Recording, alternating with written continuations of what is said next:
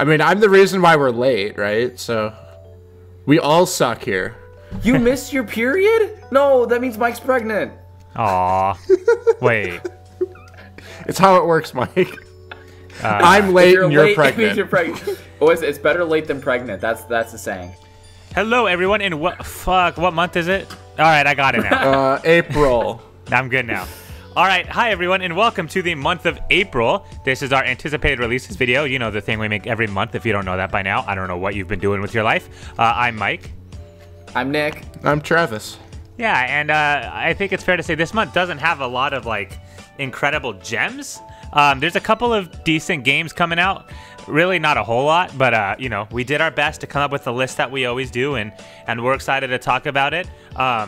Because I'm kind of I have a very low energy tank, I'm going to do mine first, so I blow all my energy at the beginning and then can fall asleep by the end of this video. I'm going to start out with Mortal Kombat 11 because, you know, it's the 11th game, the main game in the Mortal Kombat series at least, so there's not a lot of new stuff to add. It's funny saying it. I feel like Mortal Kombat kind of works in the same ways like the NBA or the Call of Duty games where there's a couple things that change, but they're very minor. But overall, it's Mortal Kombat. We know what to expect. There's fatalities and brutalities. It's a fighting game that makes its name from being very gory and violent. This game is no different. The graphics only keep getting better. Because of that, the blood just keeps looking more realistic, and even in the trailer, I don't know if you guys have seen it or not. I'm sure we have footage going on of it right now. It's pretty gruesome in violence. It was an incredible trailer to watch because it showed graphically this might be the most gory game out there that's also rated M, which is, you know, it's a title that it has. On top of that, there are a couple of differences coming out. They have a new move called Fatal Blow, which if you fall below a certain amount of health, you can do a certain move that deals a lot of damage to your opponent. To me, that feels like something that's kind of catering to the casual audience, which I think is good. I think something where if you're down by a lot and you're almost out, you have a move that can kind of catch you back up, kind of like what the blue shell in Mario Kart is in a way. I think it's a way to appeal to people that aren't amazing at the game. They kind of have a strategy now where they can, you know, at least be competitive with people that are good at the game, because I know fighting games tend to have the issue of being like not nice to newcomers. Most fighting games, in fact, I think pretty much all fighting games, if you're a veteran, you're almost always going to beat the newcomers. So not typically friendly to newcomers. So I think this edition is kind of their way of trying to make it more newcomer friendly, which I think is cool. The other cool thing is it's coming out for Nintendo Switch, unless you're European watching this, in which case you got to wait a couple extra months for it. But in North America, where we are, it's going to be out on time with all the other systems. So it'll be cool to have Mortal Kombat again on Nintendo. It's been a long time since we've had Mortal Kombat on a Nintendo console. So I think pretty much since the, I don't know if it was the SNES, I want to say it was. I think it was the SNES. Because the Sega Genesis one had blood and like gore in it. Yeah, maybe the N64 had one also. I don't remember. But point is, it's been a very long time since we've had a solid Mortal Kombat game on a Nintendo console. So that's exciting. So not a lot has changed. If you like Mortal Kombat, most of the cast is there. I think it'll be a fun game to play. Yeah, it has like all those people that you'd expect to be there, like Sub-Zero, Scorpion, Raiden, and Sonya Blade. They'll be there. I think they said that they were talking about two new characters. That's Kronika and Guras, or I don't know how to pronounce it. Only one of them is playable, though. Guras is the playable, and the other one's just a boss, but two new people. Yeah. But either way, yeah, it looks cool. I just wanted to mention that for some of the new characters, it's not going to be sporting a cast of like 50 billion, but I mean like a couple extra people. It's always nice to see. Yeah, for sure. Yeah, because like you don't really expect too much from a fighting game.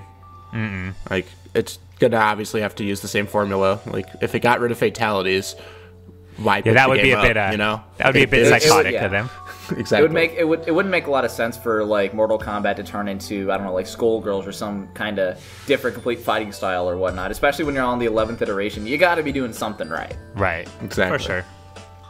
All right. I guess I'll go then. I was just gonna mention that there's two different ones I'm going to kind of squeeze and compact into this one little section, and that's Final Fantasy X being remastered for Nintendo Switch, and that's Final Fantasy XII also being coming to Switch. We got this announcement a while back about, we got this announcement a while back about Final Fantasy games coming to Switch, which is pretty huge because normally that they're very exclusive to Sony, and ever since Final Fantasy VI being exclusive to Sony and basically like PC, they didn't come to Nintendo consoles. Or I believe Final Fantasy VII this past month even came to Xbox, which is pretty huge as well. So it's nice to see that Square Enix is letting other people like be able to play their other IPs, even though they're older games and aren't as powerful and needs to have as much graphical prowess, I guess, to be playing them. Either way, Final Fantasy XII, that one I'm not as excited about. One of the reasons is I didn't really play it. The reason that they actually have something good about it, I can't remember. I believe it's the Gambit system where you can kind of. They're really attempting with Final Fantasy as they progress down the line to make it more of an active time battle system where you can control each person individually. And Final Fantasy XII was like the closest that they got, where you can basically prioritize what your party did without having to individually control them. Like you can set it up where if you're under like 50% health, a healer would focus on healing you before they would attack and whatnot. So I'm not sure if Gambit system is the right one, but either way, Final Fantasy XII would find the way to do would try to find a way to make for you to more plan out your active party. Follows the story, I believe, of Vaughn and Penelo, I think. Either way, it always looked interesting to me. I never was too excited about it. Final Fantasy X and X-2 is something I'm more excited about because I have played that game and I am a huge fan of it. Follows this, obviously, you heard us talk about it a million times. Follows the story of Yuna and Tidus, their love story, awkward laughing scene, which does make sense if you play the game. It's easily made fun of. But yeah, it's cool to see that these games are coming to Nintendo consoles, and I really do hope it sells well. Final Fantasy X might get some crap because it's linear. I think that that's a terrible way to approach it because I believe it does linearity very right, and it also helps by progressing you as it goes along very smoothly. Final Fantasy XII, I don't know as much about because, again, I haven't done as much of my research on it. So, long story short, Final Fantasy games, Nintendo Switch. Nintendo Switch is getting every single game known to man. It's awesome. Yeah, well, and I will add on to that, too, real quick. We talked about the Nintendo Switch, but they're also coming out for the Xbox. So, even if you're not a Nintendo holder, they're going to be on the Xbox One as well, which I'm equally excited for because I can get achievements in Final Fantasy games now also, so that'll be cool. Oh yeah, you and your achievements. Yeah, I'll be doubling up. I'll be buying these games 3 times for 3 different consoles. It's kind of ridiculous, but that's me. So. So Mike's just an achievement whore, is what I'm hearing. Yeah, pretty much. Definitely. That was like half the reason he played most of the games. That's the only reason I buy games for Xbox. Honestly, like. Games are typically better on PlayStation and Switch, but not Switch, but Switch has it on the go, but I need my achievements, man. So, that's my logic. But yeah, these games both look fun. I love Final Fantasy games, obviously. I don't need to go into detail. I have like a million videos on my other channel about Final Fantasy X alone, and Final Fantasy XII is equally awesome. I didn't get as invested in the story of that game, mostly because the combat system I thought was kind of clunky. It worked for what its goal was, but I like the menu system better, and I think trying to deviate and make it more mobile, I guess you could say, it's more active than the typical systems. I wasn't a huge fan of, but that one works more similar to like I Am Setsuna, right? Yeah, that's actually a lot of what it's like, where your characters are kind of moving around on the field, and which I like, but I think for the Final Fantasy system, 10 was a lot better. I just like the classic turn-based, so.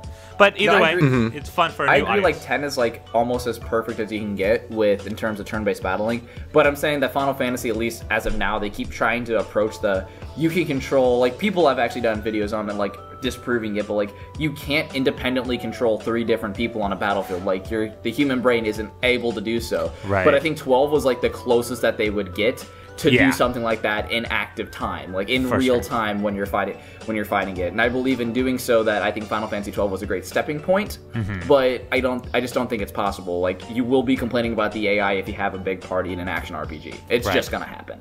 For sure. Yeah. Okay. That's all I want to say about it.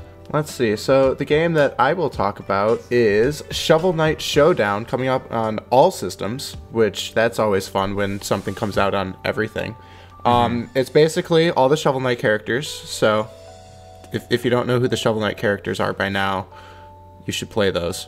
And it's basically like a mini Smash Bros. Way of playing with the different knights, which is super cool because, like, other than, obviously, Shovel Knight and then Spectre Knight? Which one is the... Yeah, I think Spectre's in there. Yeah, the Scythe one is the second one that you can play as. You usually don't actually get to play as any of them, so now you get to use, I think, all of them, right? Every single one of them is a playable character, for the most part? I believe so, yeah. So that's always fun. So if you had a favorite one, now you get to use him and slaughter all of the other knights. So yeah. I mean, arena kind of platformer fighting game. Looks pretty cool. Yeah. And it's a game series that a lot of people kind of love, so I think a different choice to kind of bringing it back with something new is always nice, you know? Even if it's on a smaller scale. I was gonna say Shovel Knight also came out at like the right time with like the resurgence of like those Metroidvania kind of games, and they just did such a damn good job that I think just in terms of the love for the series, I think this game's gonna do well no matter what, even if it doesn't. I'm sure the music will be great get too. As many ones sold. What's up? I'm sure the music will be great too. Shovel Knight music is fantastic. Exactly. And maybe this is their response to him not being in Smash Bros. That's look at F you, that. Smash Bros. We'll make our own game. We're just gonna beat you, Smash Bros. That's funny. Whoa. They don't have 70 nights yet. They don't have 70 nights yet, okay? Yeah, slow steps, baby steps. Baby steps. Yeah. So, all right, well, I'll move on to my second one then if we're ready. Yeah. I'm ready. Yeah, so I'm going to keep this one short because I think it's kind of a big game, but I don't really care about it much, to be honest, and that's Days Gone. It's not a zombie game, but it's a zombie game. They're called Freakers, which I think is the funniest name for zombies anyway. So that alone, I think, is something worth mentioning. So they're called Freakers. There's different types of Freakers. There are different types of enemies in the games. Most like most zombie games out there's different types and stuff. It's set in the northwestern United States. It's post-apocalyptic. It's that typical survival game, which again should probably tell you why I don't want to say too much about it, because it's your run-of-the-mill game. There is a story. It is action-based, and as far as I've seen, it's PlayStation 4 exclusive, so the story in it, there is a heavy emphasis on the storytelling of it, which is pretty uncommon to these games. Usually these games are just like multiplayer, no story, go out into the world and blow zombies up and try not to die. This one does feel like it's doing a little bit more with that, which I think is kind of nice to see. It remains to be seen exactly how much more they're going to do, because a lot of the time, as I mentioned before, these games don't amount to much. There's a few off the top of my head, like Dying Light, Dead Island, were supposed to have story-oriented zombie gameplay, and they typically don't. From what I could gather, it seems like this is more of a disease that's taking people over. What I do like about the game is that it's not just zombies. They're going to have like zombie bears and zombie wolves, which you typically don't see a lot of. I can't think of any games with zombie bears in it. So at least they're... That's somewhat because innovative. It's a pretty dumb idea, Mike. But you know what, though? But I have to applaud. The zombie thing is so overdone. Even if it's dumb, if they're doing something different, you know, at least it's something to separate it from every other zombie game ever made. So, yeah. I don't know. I'm not too hyped. I might get some crap for that, but I don't care. I think that's a pretty dumb idea. I mean, it's dumb if they take it too seriously, I think. Yeah. If it's kind of just like an extra thing to hunt down, or like just to change the whatever enemy you see, I'm okay with that. Yeah, they'll probably be a little tankier than the other zombies, but act similarly. Right. And I think if you're a zombie game... a zombie tank? Hey, that has been done before. Has it actually? Well, kinda. Left 4 Dead had the tank guys who are just awful to deal with. I'm sorry about that. No, you're good. But I mean, it's a good point, you know, it's like... There's not a whole lot you can do with the zombie thing that hasn't been done already. As long as the game doesn't take itself too seriously, which I think it will. It's a PlayStation 4 exclusive game. Those games tend to take themselves seriously because they're usually more story-oriented. I'm curious how it's going to be, if it's going to find its way to other consoles and all that. But I don't know. Like I said, I don't have a whole lot to say. I'm not a big zombie person. It's so overdone at this point that I'm kind of sick of it. But it's a release that a lot of people are excited for, so I felt like I should at least be mentioned in this video. And it could be great. Just because we're sick of zombies doesn't mean it can't be an incredible game. We're just getting, old and senile when it comes to this genre, but it could still be an awesome game, and it looks like they're doing a wonderful job in development. So I don't have anything negative to say. It's looking good, and that's what matters at the end of the day. So, yep. And it was probably like one of the only games that didn't try to shove VR down the throat of the PlayStation State of Play thing. Pretty much, yeah. That one was basically like a VR advertisement. I'm sorry. I was like, this is just VR. Like, what do you have that's not VR that's coming out? Like, right. Come on. Yeah. Oh well. Yep. Well, if we're that's most of our games, I believe. So can I squeeze in one that I believe is a decently big release that I can? But not decently big. No, probably pretty small. But you can't. No. Darn. Unfortunate. I'm gonna do it anyway. Screw you, Mike. Damn. No, it's Box Boy and Box Girl for Switch. Just because it was a mention in the Nintendo Direct, I feel like we should at least mention it here.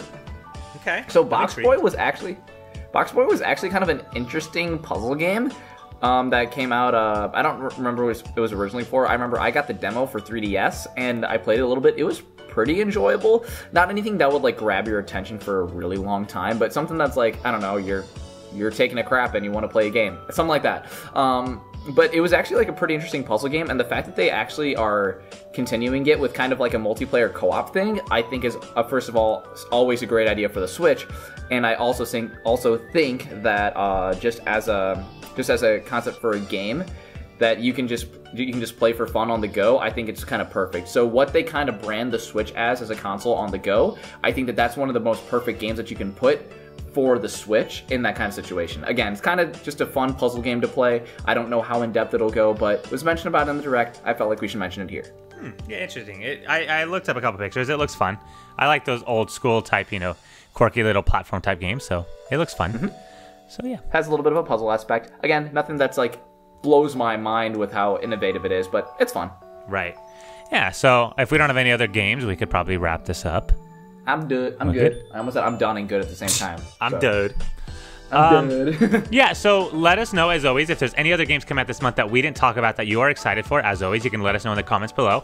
If you plan on buying any games, or if this is kind of a slow month for you as well, you can always let us know. We're always curious what games you guys are playing and buying, and, we tell you the games we're interested in, but we want to know what you guys are interested in as well, so always feel free to do that.